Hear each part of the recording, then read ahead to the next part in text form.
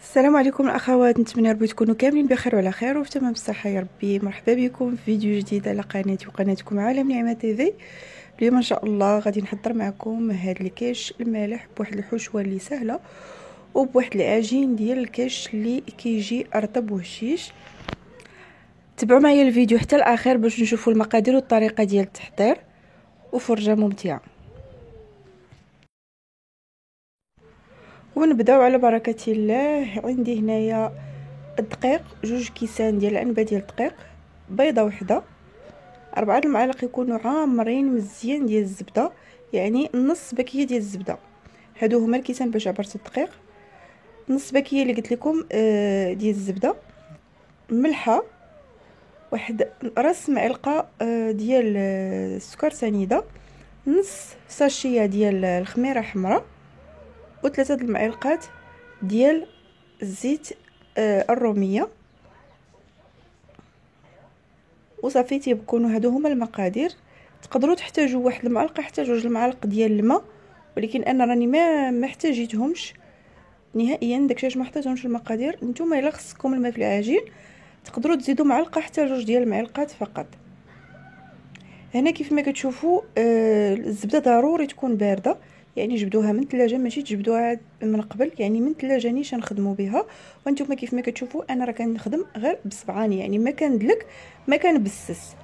هنايا راه ما كنبسوش العجينه، يعني واخا يبقاو لينا الكويرات ديال الطريفات ديال الزبده في العجينه راه ما كاينش حتى مشكل، بالعكس راه هكاك مزيان باش كتنجح لينا العجينه ديالنا. هنايا درت نص ساشيه ديال الخميره حمراء، ودرت الملحه، ودرت هذاك نص معلقه صغيره ديال سنيده. صافي هنا غادي نبقى كنخدم غير بصبعاني حتى غادي نشوف هذيك الزبده شويه دخلات في الدقيق، غير شويه، يعني ماشي ضروري الدقيق كله يدخل. مثلا ما كندلكوش، ما كنخدموش بيدينا هكا، يعني باش ما يتجمعش لنا الدقيق مزيان. صافي هنايا درت هذاك الزيت، ودرت هذيك البيضه باش كنجمعو. يعني كاين اللي غيكفي، بحال دابا انا كفاني غير هذاك الزيت وهذيك البيضه باش جمعت صافي، ما زدتش نهائيا حتى قطره ديال الماء. صافي انا غادي نبقى بحال هكا، يعني كنجمع غير بيديا، تنحاول غير باش نجمع العجينه تكور ليا. صافي غادي نبقى على هاد الطريقه حتى غادي تجمع ليا العجينه.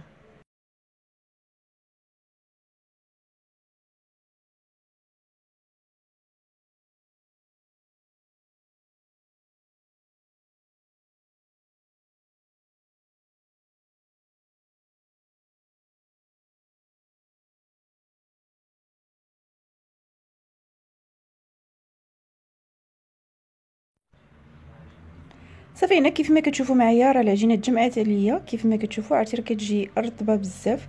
غادي نديروها دابا في واحد البلاستيك غذائي، وغادي نديروها في الثلاجه بيدمان نوجدوا الحشوه، يعني تقريبا واحد نص ساعه بحال هكاك ضروري ديروها في الثلاجه. وصافي دابا غادي ندوزو باش غادي نوجدوا الحشوه ديالنا. بالنسبه للمكونات عندي هنايا بصله مشلضه كبيره، عندي لي زيبينار، عندي صدر ديال الدجاج على القياس اللي عندكم، عندي الابزار، وعندي الملح على حسب الذوق. وكذلك راه حتى الحشوه كتبقى على حسب الذوق والاختيار ديال كل واحد. وعندي هنايا واحد الياغورت طبيعي مسوس. صافي كيبقاو هادو هما المكونات اللي غادي ندير انا في الحشوه. وانتم كيف قلت لكم راه الحشوه كتبقى على حسب الذوق وعلى حسب الموجود. هنايا كناخذ المقله فاش غادي نطيب، غادي ندير فيها الزيت، واحد 3 المعالق ديال الزيت. كندير البصله، وصافي كنبقى تنشحر في هاد البصله مع الزيت شويه. كنضيفوا هذاك المليحه وهذاك البزار، ومباشره كنضيفوا كذلك الدجاج.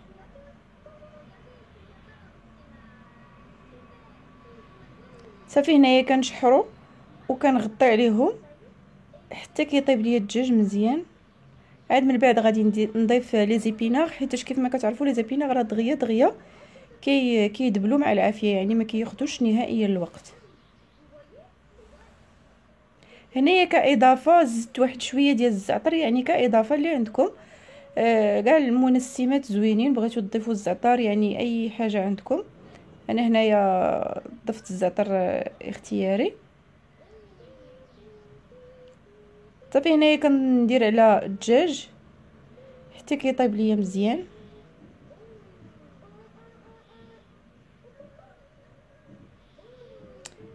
هنايا كذلك ضفت لي زيبيناغ باش يكمل الدجاج الطياب ديالو مع لي زيبيناغ. صافي غادي نبقاو كنخلطوا فيهم بحال هكا حتى كتوجد لينا الحشوه وكطيب مزيان. وهنا كيف ما كتشوفوا من بعد ما درت كلشي لي زيبيناغ وطابوا ليا كاملين، غادي نضيف هذاك دانون مسوس على الحشوه من بعد ما نشفت. اكيد يعني خاصكم ضروري تسناوها حتى تنشف، كلها تنشف.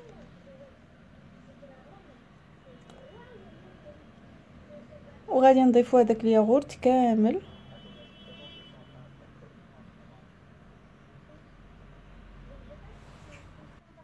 وصافي غادي نبقاو كنحركوه حتى كيتجانسوا لينا جميع المكونات. يعني هنا الا درتو الياغورت ما تخليوش بزاف كيطيب، غير واحد المده قصيره، ما كاينه حتى 20 ثانيه ولا 30 ثانيه صافي وكنطفيو على العافيه.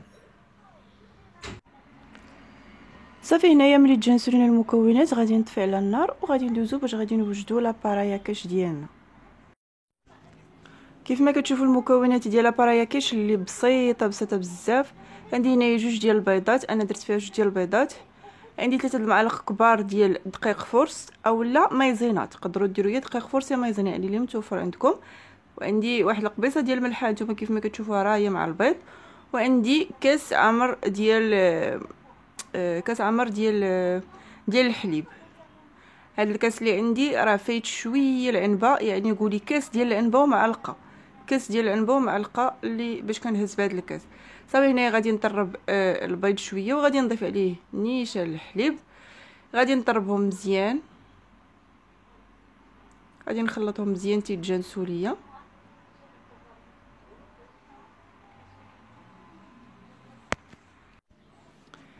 ومن بعد غادي نضيفوا عليهم الدقيق اللي غادي نغربلوه، 3 معالق كبار ديال الدقيق غادي نغربلوه من الاحسن باش ما يدير ليناش هذوك التكتلات في الخليط. وهذه هي اللي نسيت ما قلتش لكم، هذاك نص خماره اللي غادي يشيط لينا غادي نخويوه في هذا الخليط، غادي نزيدوا على لابارايا كاش ديالنا نص خماره اللي شطط لينا من العجينه. صافي هنا غادي نخلطوا مزيان حتى ما غاديش يبقاو عندنا نهائيا هذوك التكتلات ديال الدقيق.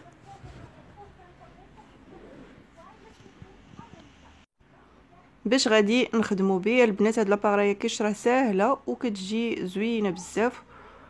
وحتى هاد العجينه ديال الكاش اللي درت لكم راه كتجي هشيشه وكتستحق فعلا التجربه. انتما كيف ما كتشوفوا صافي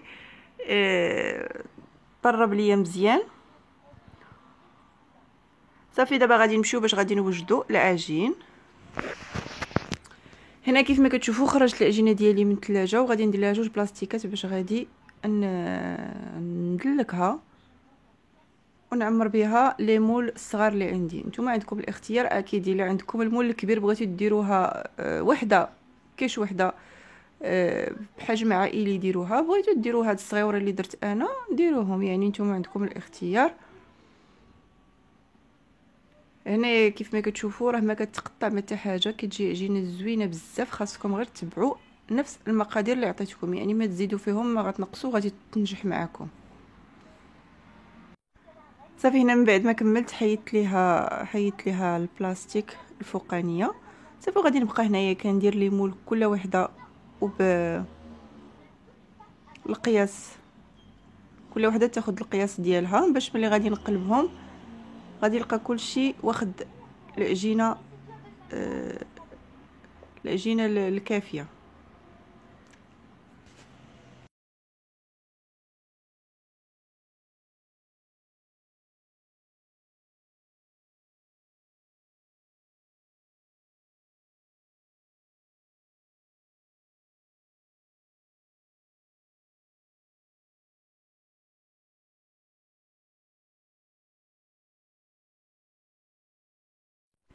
صافي هنا كيف ما كتشوفوا خرجوا لي 8 ديال الحبات. انا عندي هاد ليمون راه شويه كبار، يعني قلت بلا ما نطول عليكم قوه التصوير حتى قديتهم.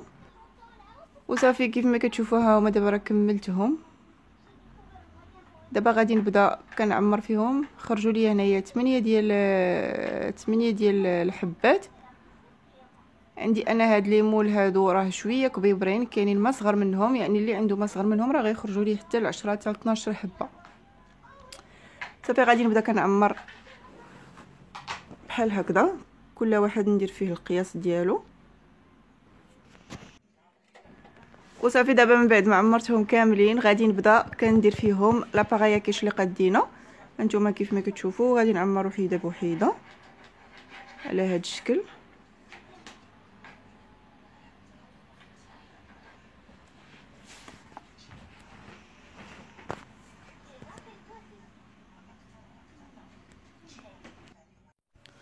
وصافي هنايا في الاخر غادي ندير لهم كلهم فرماج احمر، فرماج احمر من الفوق، وغادي ندخلهم الفران درجه حراره 250 من التحت ومن الفوق، ونتلاقاو ان شاء الله باش نشوفوا الشكل النهائي ديالهم.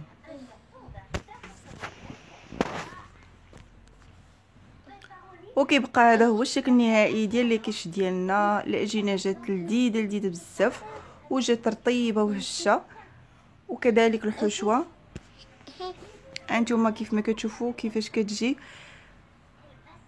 وبهذاك رسم علقه ديال سنيده كتجي محمره والله العظيم، وكتجي لذيذه بزاف، كتستحق التجربه اكيد. نتمنى تجربوها وتردوا عليا الخبر، وفرجه ممتعه.